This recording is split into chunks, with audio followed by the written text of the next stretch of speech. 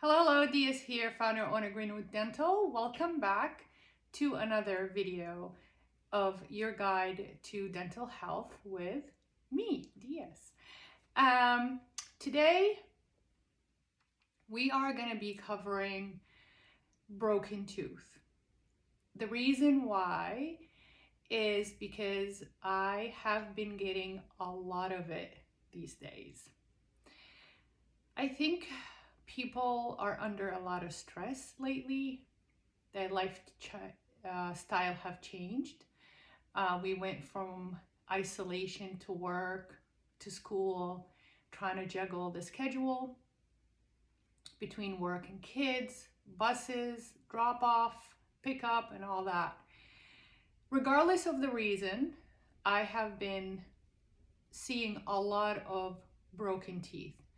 Now, this video, what I would like to explain the difference between the urgency of a chipped tooth and a broken tooth. When we chip a tooth, the reason the tooth chips is a byproduct or a result of years and years of stress on the enamel. If you check my other video on clenching and grinding, I explained that you can put up to 50 pounds of compression pressure per square inch of tooth on the anterior teeth and up to 100 pounds of pressure on posterior teeth. Clenching and grinding, rubbing the enamel against each other day in and day out, thins out the enamel. When we ask the tooth with a thin enamel to withstand or absorb a pressure of chewing into an apple, biting into corn, tugging on a piece of pizza or crusted bread, that tooth is going to chip. Regardless what I say, regardless what you think, and regardless what you Google, it will break. It's physics. Now, it will chip. So a chipped tooth, meaning that 90%, 80% of the tooth structure is still intact.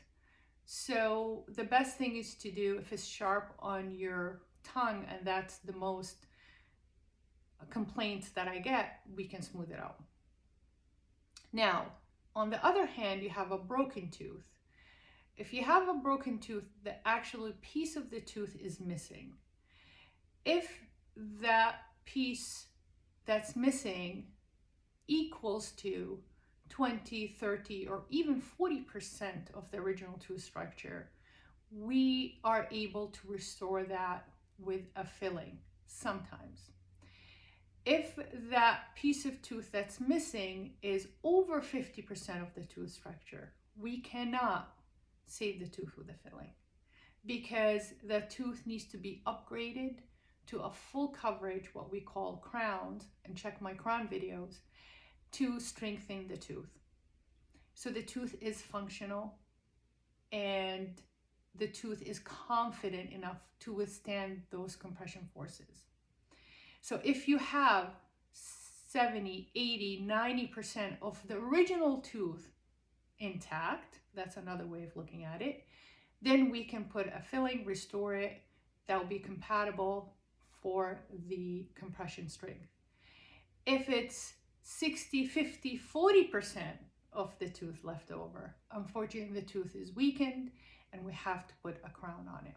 Now, the indication of a root canal when the tooth is fractured, sometimes when that piece pulls away from the tooth, it will nick the tooth, it will nick the nerve and aggravates the nerve.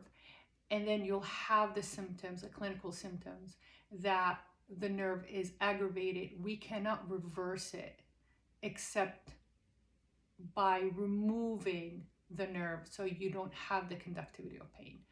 But that's another video about root canals, which something a lot of you are uncomfortable talking about. So I'm out of time. I hope that this clarifies the reason why sometimes we cannot just put a filling in the tooth when it breaks, and the difference between a chipped tooth and a broken tooth. We love you. Be safe. And hopefully you guys keep watching NDS out.